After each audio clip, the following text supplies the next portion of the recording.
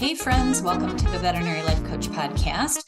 Today I have a wonderful guest for you. His name is Tyler Horsley, and he is the founder and CEO of nuclearnetworking.com.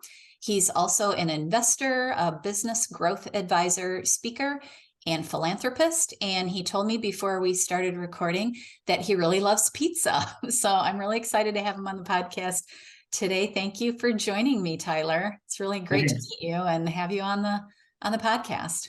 Yeah, thanks for having me. Excited to be here. I'm excited to hear your story and hear what you do, because it sounds really interesting. So can you just start by telling us a little bit about what you do, your life story, wherever you want to start? I love to hear about people. So just kind of tell us a little bit about you. Sure. So I do like pizza, and I think I'm a huge fan of people people need to spice up their intros a little better. You know what I mean? Like You're right. Yeah. Like we should, that's what we should lead with, right? Yeah, I'm exactly. Julie and I love pizza. I love pizza. Hi, Julie. So I started my first career in federal law enforcement, worked for Department of Homeland Security, the IRS, not super fun, and military contracting in the more along the lines of intelligence space, and kind of naturally, as odd as it seems, progressed into what I'm doing now, which is business growth marketing. And so the difference, by the way, just for everybody listening out there, everybody's heard of, there's tons of acronyms in our space: SEO, SEM, PPC, all these things. Business growth is from A to Z, conceptualizing everything from your area of practice, your core differentiators, who the audiences you're serving, what core tripwires and more, or downloadables, what value you can offer your community, even the M&A space, as we kind of talked about before the show, how to buy and sell practices, everything from A to Z on the CRM and sales automation space as well. So this is kind of, I started a company, Nuclear Networking, which you had mentioned, and built that and actually sold that in 2022. And so I'm currently one of the partners at a private equity firm out of Denver here, focused quite a bit on real estate and marketing and otherwise. But the me, not what I do, is, wife and a kiddo on the way. And I love building companies. And it sounds really generic, but I love building companies. And it's not just marketing, it's culture, it's process, it's methodology, and like looking at these patterns, if you will, are almost like a recipe for, do you have all these boxes checked? And if so, you're likely to succeed in the market. And so these are the things I love to do. And what started as a completely different industry now, been certainly using the marketing chops to grow companies as well, but looking at these things, this business holistically, especially in a space like clinics and practices where we're serving customers and more. That's really been an area of focus for me. Yes. Yeah. So I'm sorry to interrupt. Okay. So explain to me a little bit about what a private equity company does, because Sure. we're not in that financial world as much as veterinarians, other than our small businesses. Yeah. So tell me how that all works, just out of curiosity. Yeah, no worries. And what I'd also preface is it's good to have general knowledge around private equity. So hopefully I can provide value in this episode, because you might be acquired by private equity someday. That's happening, right? In the veterinary world, for sure. That's a big thing right now for us. It is. Yep. And it's actually happening in a lot of other, basically people are doing what's called roll-ups. And so instead of like individual mom and pops, somebody will create. So as an example, like a private equity is essentially a fund, and it's a fund that's not public, right? So it's not publicly traded. You can't invest in it. It's typically a group of individuals or organizations that pool their money together, and they buy or restructure or build companies, right? And sometimes they buy financially smaller companies, but overall, what private equity does in this space that I've seen that would be a little bit more practical is they'll actually go find reasonably or high performing local veterinary clinics, and they'll actually offer that founder Sometimes it can be different items, right? So obviously monetary hey, we would like to buy your company and here's for how much. But what they're really offering them is like back of office support, freedom. Like we'd love you to Yeah, stay. when you're the owner, there's not a lot of freedom.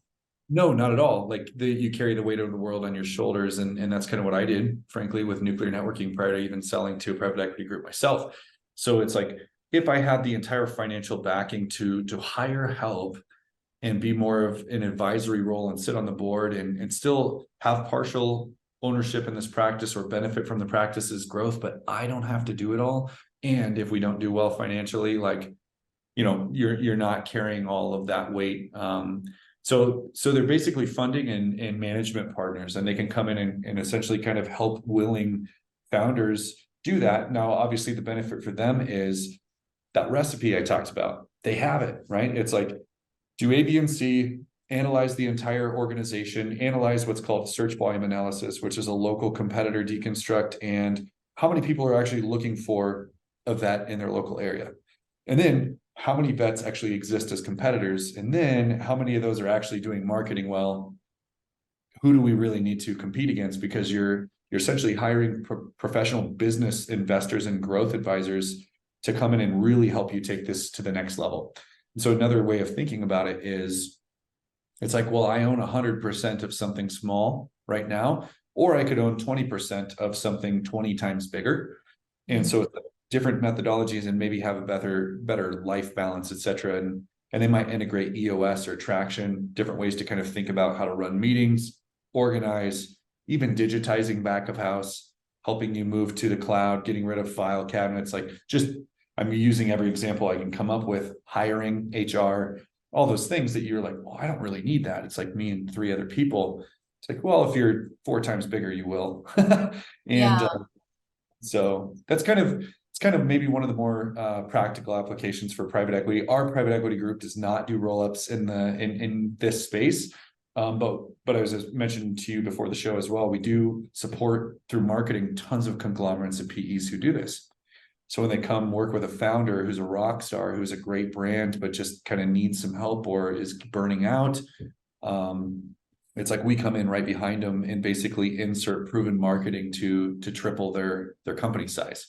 Yeah. So I hear from a lot of veterinarians that they're a little bit afraid of this thing that's coming in vet med, and it's already here. Like there's so many companies, and then there's the private equities, and there's all of this, kind of opportunity, as sometimes I see it, for vet med to do better, but also they're afraid. So you already kind of answered some of the questions of why we should want this happening, but tell me if there's a reason that we could think about this as being good for vet med and why we want these things happening that are happening right now.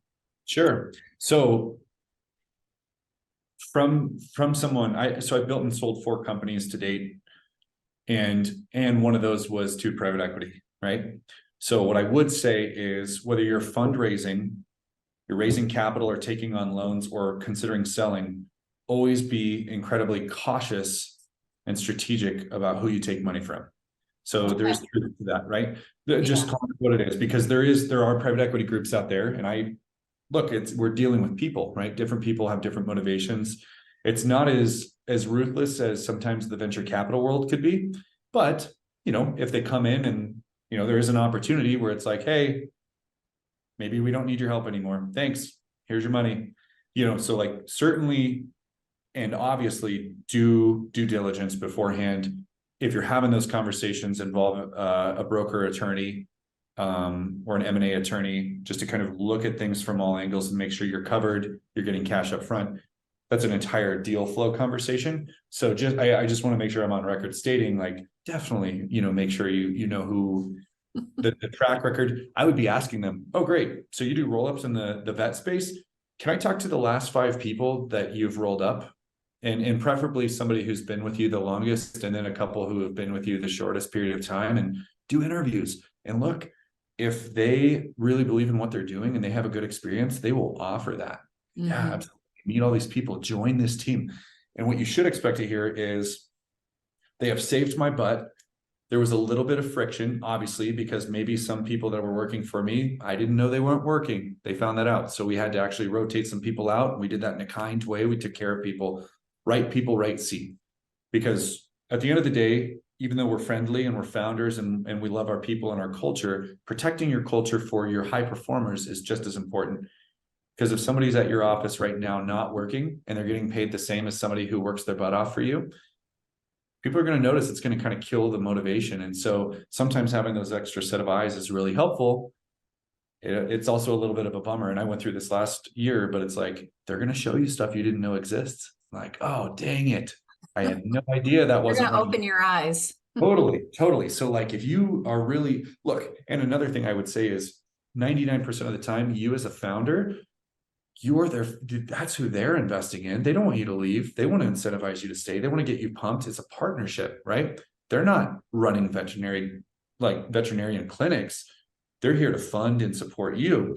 And so it's certainly not anything to be afraid of. But obviously, you want to certainly do due diligence. What I would say is, this is where the world is going. It's going this way because the mom and pop shops, which I ran on my own in a different industry, it's like, I can only grow so big. And frankly, I don't have experience growing something over $100 million. Not yet. I can invest in funds that are over 100 million, but like personally, without anyone else's help, growing something from nothing to 100 million, I don't have that experience. And maybe some listeners out there don't either. Private equity can get you there. Another thing worth saying, I heard this in economics class way back in the college days. The worst thing a company can do is sell their product to Walmart or in Walmart. The second worst thing a company can do is not sell their product in Walmart. So yeah, well, and it makes sense, right? Because it's just such a small volume when it's a mom and pop. It is, and so there is fear there. But what I would say is, like, if you do get approached, really take it seriously, and even if it's scary, act excited, and then go do due diligence behind the scenes with an attorney and make sure, because what's going to happen is, if you say no, they're going to go buy your 3 other competitors down the street. And now you have a fully funded, fully capitalized, multi-$100 million fund marketing competitors. And that's back to that Walmart economics warning. So it's kind of like, well, it is coming. They're doing this in dental. They're doing this in med spa. They're doing this in vet clinic. They're doing this in optometry. Right now, they're just roll. I even know one that's doing local furniture stores. Mom and pop, they're just buying all of them and then rebranding them. And look, the consumer wins too, because typically price can come down. It doesn't mean that margins go down, because now you're sharing a back of house, finance, AR, AP, payroll. Like, you're not paying and doing the stuff yourself on your off hours. You get to do what you do really well and only what you do.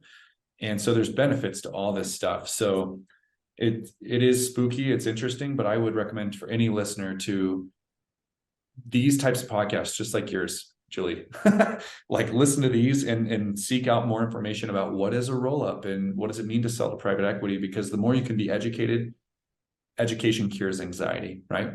Right.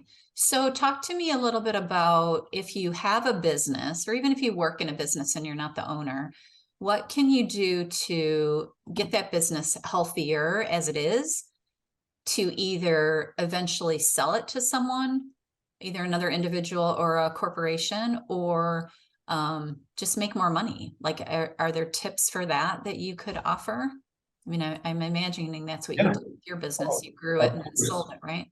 Yeah. So there is a book out there called Built to Sell. I'd recommend reading the book, not listening to the audiobook. For those who have listened to it, it's a little funny. It's just different, but it's a good concept, and it's digestible. It's not, incredibly sophisticated, but the premise is, do you have designated processes documented for someone else to take over your company tomorrow, should you want to quit? And so what that looks like is, even down to the basics. I should be able to come into your organization and you can hand me a booklet and it's, here's how to run my company. It doesn't mean here's how to perform surgery and no, not at all. It's, here's, when somebody comes to the front counter or calls and they need to set an appointment, here's how to set an appointment. Here's how we collect billing. Here's how we, fulfill. Here's how we follow up on billing if somebody is, defaults. Here's the customer service process. We like to call back twice, see how their visit went, maybe send them a card, all those things, like the simplest things that are all in your head. You want to make sure that those are on paper for anyone. They may not even do it that way, but they know exactly how it runs. And the ultimate thing is if somebody can see how it runs, they feel more comfortable investing or buying, because there's no hidden secrets behind the veil of like, oh shoot, if Tyler's not there, the whole thing's going to fall apart.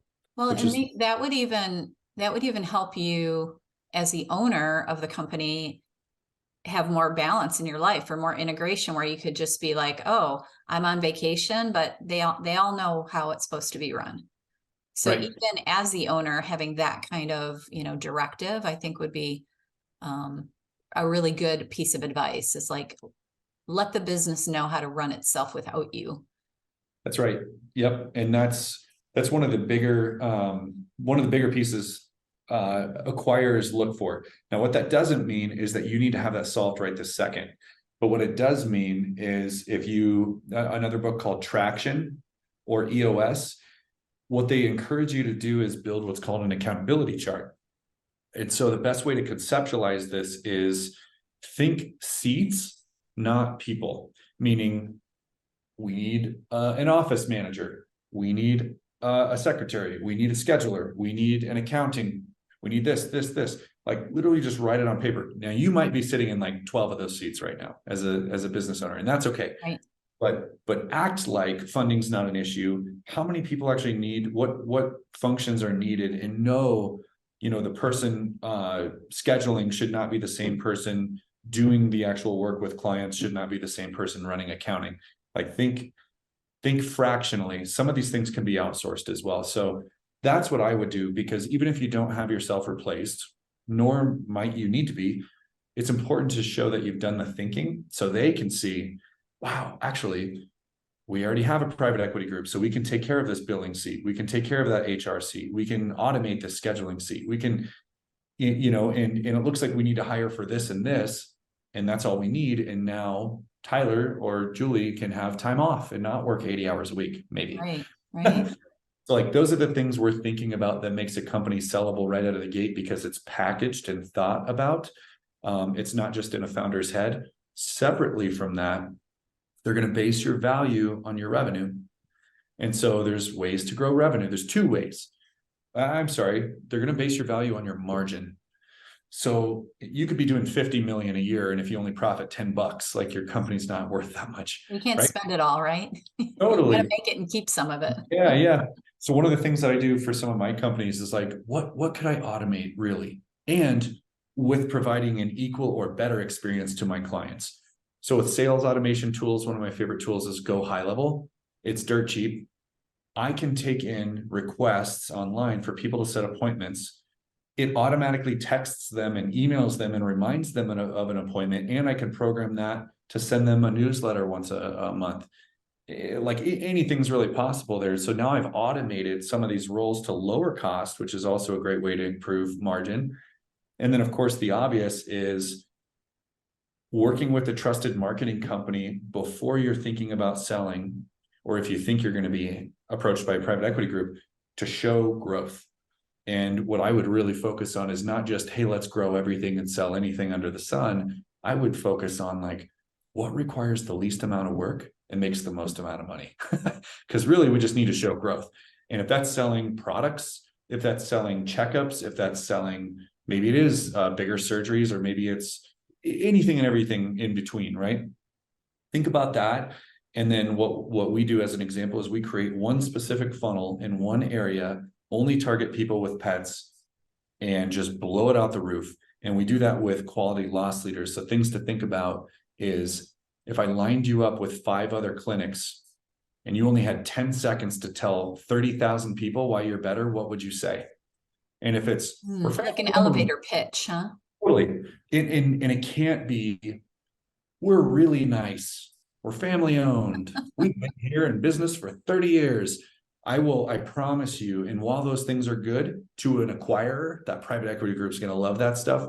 Your customers, especially the younger they get glued to their phones, they've not been raised to think about that in the shopping criteria. I almost want to say they don't care, to be honest, but it's like, Right. Well, they probably don't on some level, right? I mean, they care about their pet, but they do. they just want the best for their pet, It's not exactly right. necessarily that you've been in business for 30 years or Yes. whatever. So how do we speak to that? We love your pet more than you do. We're going to give them a free checkup. This value is worth $1,200 or whatever it is. It doesn't matter, but like, come visit us. We're going to love them so much, give them snacks. They always have water dishes here. We'll pet them until you come back. We'll make them feel loved. We have all these great memory foam dog beds from Sit Stay, you know, whatever it is. Like, that's what they care about. And you happen to show up first. So they found that out first. And the offer is value, not just, hey, come pay us like you can pay everyone else, but hey, with every purchase or with every onboarding, we send your dog home with a great gift and a lovely this, that, or the other, a chew toy that they're going to love for at least the next 45 minutes until they rip it to pieces.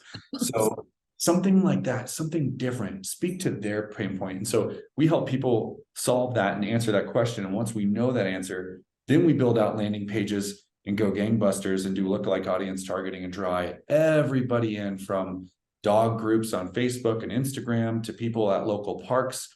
Geofence those people when they're at a park, they see you popping up. Hey, are you enjoying Wash Park in Denver? Stop by. We're doing free assessments this week. We'd love to meet your best friend. You know, that kind of thinking drives sales up. And then by the time you go to sell, not only will you be obviously benefiting from the additional revenue short term, but like when you go to sell, they can see that you own a growing practice. And that's going to put you above all the other people down the street that are just kind of relying on referrals. And well, we have an office and that's been good enough for the last 20 years. Like, they're looking for innovation, right? So Yeah. So if I'm thinking about this as, you know, let's say somebody with a practice that is not corporately owned, that is trying to build it up. So someday, you know, they want to retire and sell it or whatever. Is it a practical thing to do for someone with a small practice? Let's say they bring in 500,000 a year or something quite small. And is it practical for them to hire marketers to do all the things you're talking about? Because like a lot of the things you're saying, I'm like, oh, I wouldn't have the first idea how to market like that. And so, you know, how does somebody with a small business take advantage of these kind of things without breaking their bank? Does that make sense? Yeah, totally. Kind of a strange question, but I'm thinking, oh, if I had just bought my practice 3 years ago and you were telling me this, I'd be like, oh, hell no, I don't have that kind of money. Right. So that's a good thing to address, like right out of the gate, like money investment. We all know that we need it. We do, whether we want to hear that or not, whether the practice was inherited, purchased, or created. You know that if we don't show up online, we will eventually fall behind. Like that's unfortunately or fortunately the way that the world. It's a reality in today's world, right? You have to have a decent online presence. It is, and that was a reality, frankly, like even 10 years ago, but now it's getting even more competitive because you have AI, you have natural language processing, ChatGTP, the latest ChatGTP 4 at the time of this release, just hired a human in the real world to pass CAPTCHA. Think about that. A robot, which I also find funny, like select the street lights. I say I'm not a robot. I'm like, how are we solving? The robot's doing that. Yeah, well, like, how are we passing the bar exam, but a robot can't use image-based AI to look at a street light and actually pass its own CAPTCHA? That's hilarious to me. Right. This robot did is it hired a human on like an Upwork.com type of a website, paid it to pass CAPTCHA, and when the human said, "Are you a robot?" it lied and said that it has visual impairment. That's terrifying. That is terrifying. So knowing that exists, we have to wake up to, like, unless you're going to sell your company quickly, if you plan on being in business for a certain period of time, and this is not fear, this is just real, we have to acknowledge that maybe we should consider evolving to the times, or at least putting some money into these things. So back to price, because I know that's big. So one, would I recommend, and this stuff is a lot cheaper than you might think, and I'll tell you prices. I have no idea. Yeah. But it sounds so cool that sometimes people are like, oh man, I can't afford this. So a couple alternatives. you could do it yourself. Terrible idea. You know that. I know that. Like that is not my highest and best use for what I need to make. I already work a lot of hours. I want to spend time with family or doing what I like to do. The last thing I need to do is also become a marketing expert, run an entire company, manage people, and then also try to balance that's like 3 jobs. And so that's not good. So what we do want to do in our highest and best use is hire someone who knows that. So we have a couple options. You can hire an agency or you can hire a person internally. And what I would tell you, just running an agency, most individuals going rate for professionals in the space, not entry, not medium, but professionals, just for an SEO, 75K to 100K plus a year. Just for a paid ads professional, same price. And now you have doers that are really good at their one single thing, but you kind of need a lot of those things. You need somebody to make landing pages and somebody to do SEO so you show up, and somebody to run paid advertising. Is that 3 people? Hope maybe you might get one, but I can promise you, and myself included, they're not going to be good at all of those things. And so it's like, okay, well, that's like $5 to $6 grand a month. That's pretty steep. That's one employee only. And so then you go back to agency world.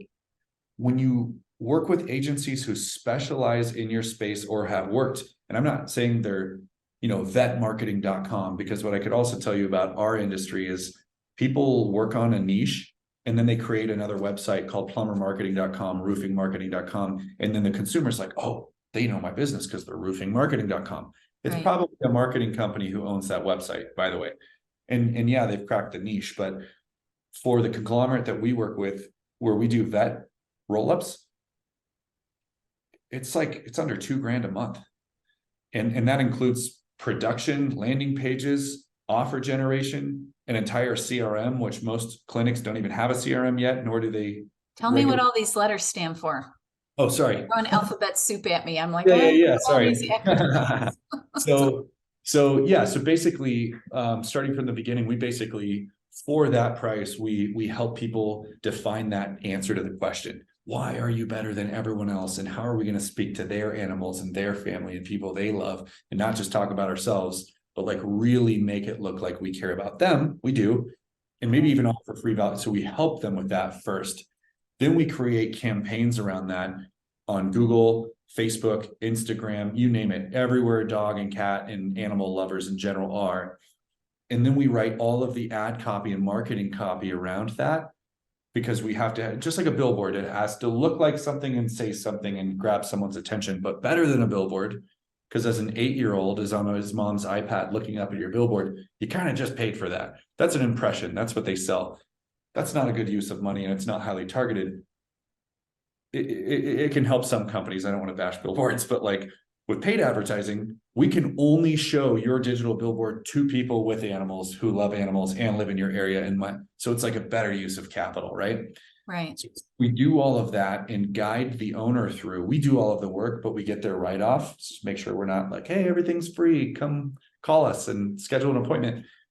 So we do all those things. We do SEO, which is search engine optimization, which is a fancy term for ensuring we are compliant within Google's guidelines and showing that we are better than every one of the other alternatives for search for people who are searching online by checking all these boxes, that is SEO. And we do that in a multitude of ways, which is a lengthier conversation, but basically earning Google's trust. By doing that, we show up first.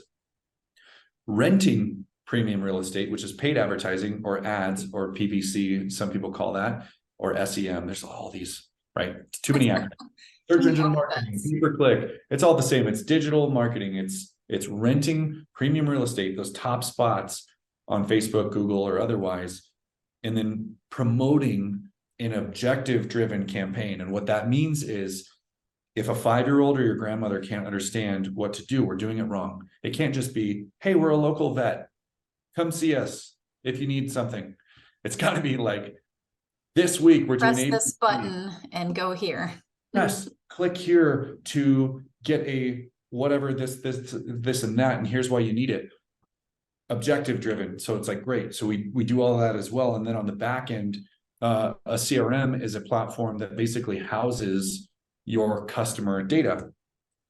So what that looks like is every single person who comes through those front doors, it's customer relationship management, CRM.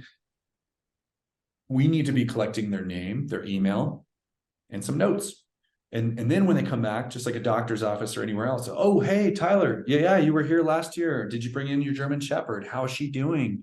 Like this, that, and the other. How are your kids? Now I know your birthday, and it's creepy, but I do because you're in our CRM.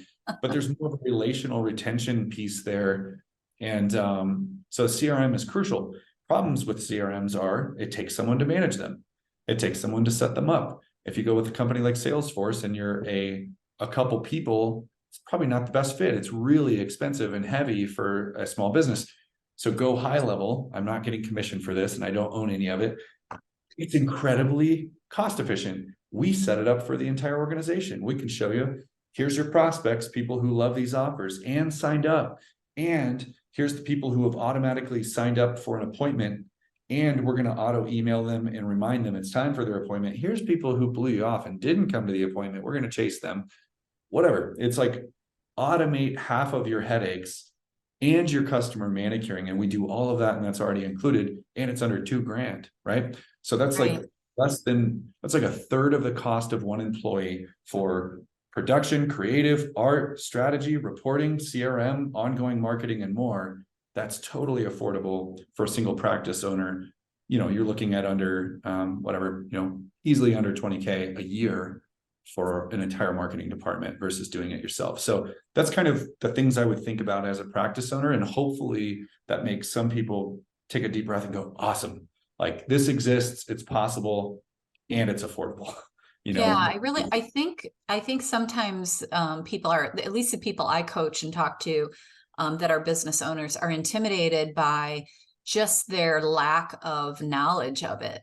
You know, they don't want to contact a company and have them, you know, and hire them and that not really understanding what they're doing, what they're hiring. So I really appreciate you explaining like what actually that money goes for and what those kind of companies do, because a lot of times I think it's the fear of all this technology and just the knowledge, because, you know, this isn't marketing and this kind of thing isn't taught in vet school. Right. And if it is, it's very, very minor, like one business class, maybe if we're lucky. Right. So Yep. yeah, I think it's a little bit intimidating. Yeah, it is. And to your point, which is odd. I mean, man, a lot of the stuff I know, I didn't learn that in college. They still don't have some of this stuff, this cutting edge. Like we were doing natural language processing 5 years ago before ChatGPT came out. No, it was not as sophisticated, but we were using it for content production, for link building and more. And does a practice owner need to know all of that? And then what you do learn today, and then you graduate will be different in a year. Because it changes so fast.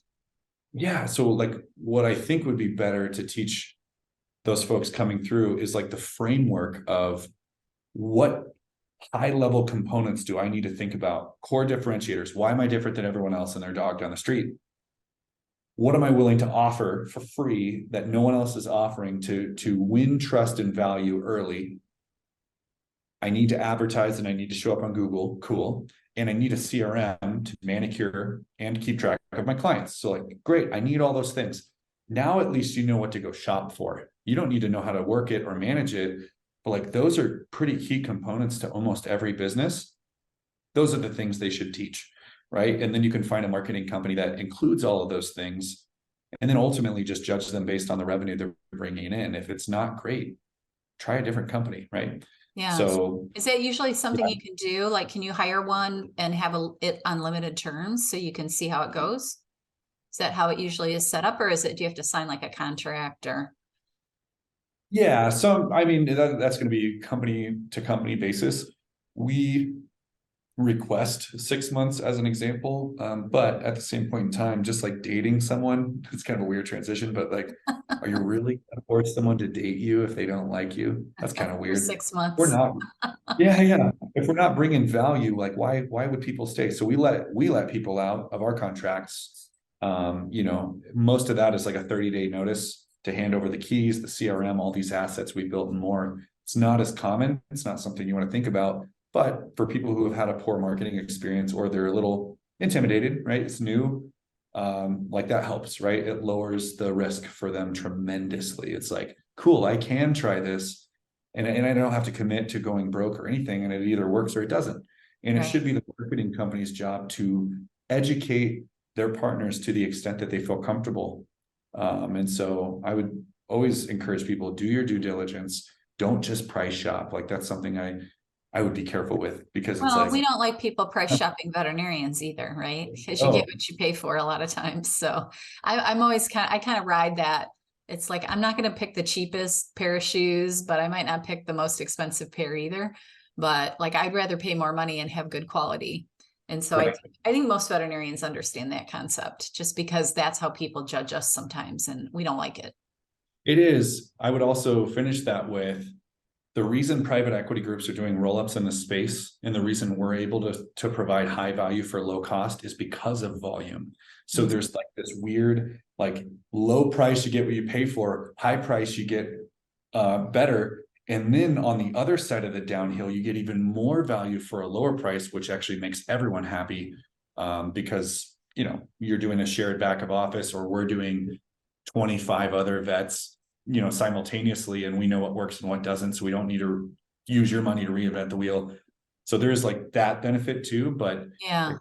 it's an interesting space where this is going. So Okay, well, I'm going to change the subject just a little bit, because it just reminds me of some of the problems that I'm hearing from some of the people that I talk to about when their company is, and this happens in all, even privately owned veterinary hospitals, but there is this culture of money making that sometimes causes vets to feel like they don't feel like they're practicing medicine anymore. They feel like they're just working to, feed the machine. right. So I know you sometimes talk about culture in a hospital and burnout and things like that. How would you speak to that problem that people are seeing? Some of the corporations are great, and I've had really good experiences. And then I've heard of other people like as soon as we got taken over by our corp or our private equity or whatever they got taken over by, it just feels like, we're just there to, push and crank up the volume and crank up the money. So how do we balance the culture that we want to keep and keep our people healthy and still bring in that revenue that is needed? Is Yeah. it too complicated of a question? Oh, I know I kind of no, rolled three things into one. no, it's good. It makes sense. And like with the ADHD, it's actually perfect. It's weird for me, but I love, like, You like that? You like me throwing three different yeah, questions at you like in my one? mind's Okay, cool. more spaghetti, not That's how my waffle. brain works. It's pretty, Yeah. it goes, I have all these questions. I'll just make them into one. Yeah. Yeah. No, me too. We're tracking. So I would say, so a couple of truths, right? Typically private equity won't buy you to not make money. So, there's Makes definitely, sense, right? yeah, of course. So with that foundational goal in mind, what I'd also say is, if it's a good group and they have their stuff together, meaning you're not the first acquisition they're making, they likely will be taking just as much off your plate, if not more. You're doing a lot of monotonous stuff. You're likely wearing a lot of hats already before you've even sold. They should be able to come in here and take all back office off your hands, scheduling, payroll, account, like all of it, insurances, lease agreements, legal, all the things. Replying to emails at 3 a.m. because you don't have time because you're in the OR, you're working with clients all day, or whatever that might look like. You should get a lot of time back. During that acquisition process, they want the value of what you've created, and they like your knowledge base. It is not in your advantage to brag that you can do everything under the sun. It is in your advantage to communicate, I've had to do this. I've been able to do this. I know how to do it. However, my highest and best use is right here. It's this little sliver of what I do super well. And that's actually what brings in revenue and or keeps people coming back and happy. And what they will hear immediately is, we got to take this stuff off this person's plate so they can be the best version of themselves and only do what they love doing, which happens to be what's best for the company. So if they're a good PE group, that's what they'll do. That's what my group did for me. And that's what we're still doing. And it's like, it's wonderful and it's scary, but it's wonderful because they agree with you. You already created it. You've proven your value. You know what I mean? So it's like, That's why they want it.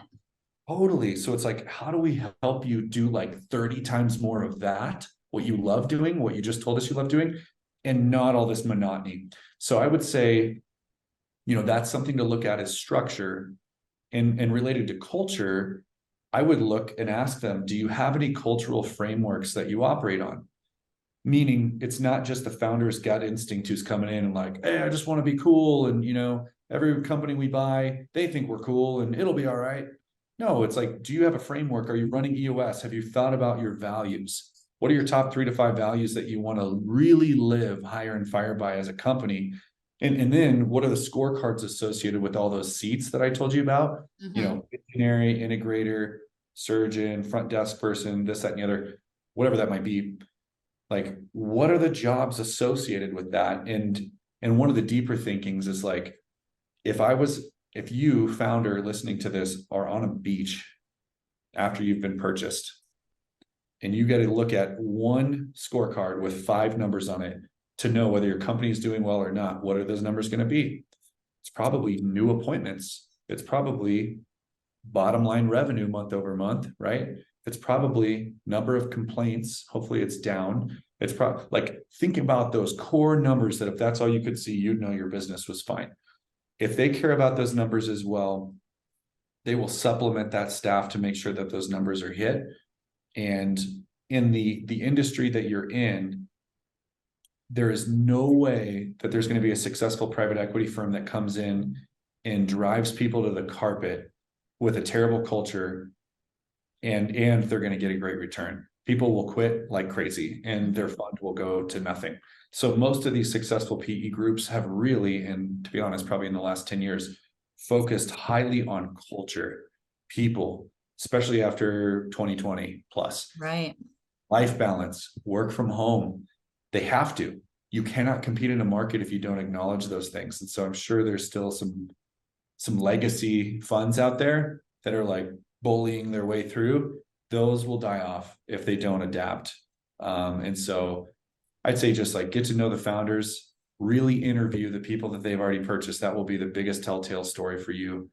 And if it seems like a good family and everybody's singing their praises, like that's worthwhile. And that's how you reduce the, man, I'm just working for the man again. And like, I'm a money machine. I'm not actually doing what I enjoy.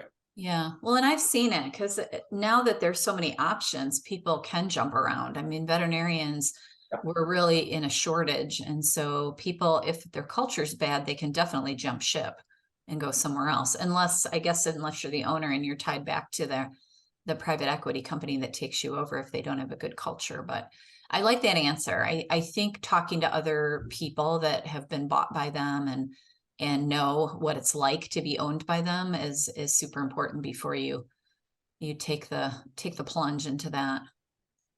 Yeah.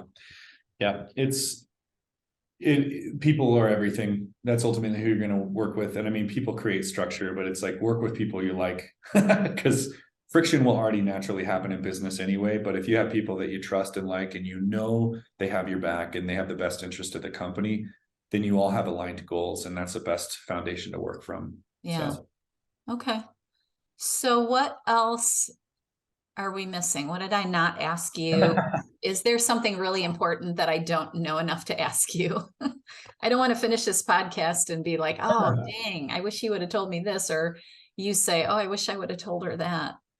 Is there other pieces of advice for veterinarians out there, whether they are owners or they work for a corporation or they're just getting started even? Yeah, I would say, and of course it sounds biased and it doesn't even need to be us, but leverage. We've determined the staples over this podcast of 30,000 few things that we need, right? Just as like know your why, like ripping off Simon Sinek here, but 10 seconds to pitch 30,000 people next to your competitors. What are you going to say? Right. So that needs to be known. Moving towards like executing that, we do need to think about digital marketing, showing up online, lead generation. And then once we get those leads, how can we automatically qualify them, have all the answers to our questions, have them automatically schedule an appointment, maybe even auto billing, like anything you can imagine exists. And so where would you learn about that stuff? Local marketing companies, if you expressed interest in marketing, they will do tons of free research for you. They'll tell you what you need. And I would do that with like 3 to 4 different companies just to look for commonalities, patterns, see if someone sticks out. And very quickly, you're going to learn somebody's not a good choice because they don't know what they're talking about. They didn't even say Yes. what these Or other you three don't people. even get along with them personally, right? It's kind of like interviewing for an Yes. employee because they really are. You're hiring them. Right. Yeah. So I would recommend, like, if you just want to grow or you're thinking about selling someday anyways, start knocking on marketing companies' doors and getting free data. And if somebody just swoops you off your feet, wins you over, it's the right price point, they have proven data that work with people in your space, give it a shot. And especially if it's low commitment, like, definitely give it a shot, right? But I Right. would start learning the data space, one, on how to grow your company, because that's important. Two, again, just to recap, think about your processes. If you had to take 4 months off and somebody who was you in your same space could come in and read this booklet and know exactly what to do, like, that's really That's important. golden. Yeah. It is. And then the last thing is, I would start listening to more podcasts like yours, and looking on YouTube for, what does being acquired look like? What should I prepare for? And just having that knowledge, even if it never happens, really helps you make better decisions as a company versus thinking about the next month. You're actually thinking, like, if I were to sell this someday, how does that impact me? And so those are the three things I would probably take from this conversation. Yeah, I love that. I love the planning ahead because when you're a young business owner, you don't think about that. You don't think of that someday you're going to sell it. You're so stuck in the weeds of trying to grow it and work it and just be on the ground that, you would be so much better off if you thought about that early on. Yeah, yeah, Yeah, absolutely. Yeah, you that, don't that want to would build be a yourself a plan. prison. Yeah, So exactly. Yeah, which happens a lot. yeah. Well, tell me where people can find you if they want to learn more um, of this kind of stuff. Yeah. So LinkedIn, but I will give you the caveat, I don't check my messages because we get like 150 of those a day and more than half are spam. So Exactly. Yeah, I have the same issue sometimes. I'm like, yeah, oh, I forgot to check LinkedIn. Yeah. yeah. But the reason I say LinkedIn is because if my title ever changes and more to continue growing and do what's best for this organization, to set the example for what we just talked about, as a visionary, I'm moving into speaking circuits, conferences, getting out of the day-to-day role as CEO. So at some point, my title might be founder. Maybe at some point, my email is different. So right now it's tyler@nuclearnetworking.com. But with LinkedIn, you'll obviously always be up to date where I am and more. And I'm happy to chat with you, even if you're not ready to buy marketing right now, but just through some of these concepts, goals. I have a lot of experience in the M&A space and working with clinics, so I can tell you from the marketing side, like, what works, what doesn't. But yeah, would love to meet you, and zero obligation to buy anything. So, Yeah. And you don't have to be super huge to start to oh, heck no. tiptoe into this because some businesses are super small. And I think this kind of discussion is intimidating to them.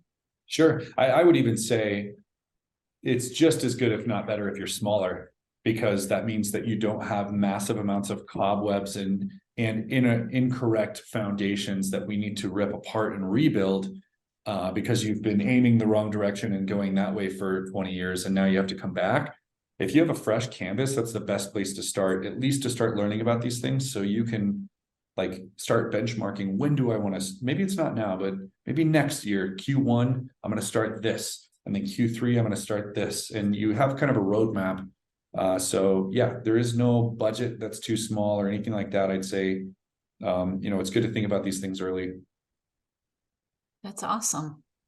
Well, I really appreciate you being here today. It was a lot of fun and it went by really fast. Yeah. It seems like we just got started, but um, so everybody out there, this is Tyler Horsley, and it's been really fascinating and I've learned a lot. I appreciate you being here, Thanks and for it having me. was great meeting you. Great meeting you as well. All right, and if anybody has anything they want to say or comments, just send me an email or comment below the podcast, and I'll get back to Tyler if I can't answer it. And I'm sure some of the stuff I won't be able to answer. So it was really fun meeting you, and have a beautiful week out there, everyone. Bye, Tyler. Bye. Thanks.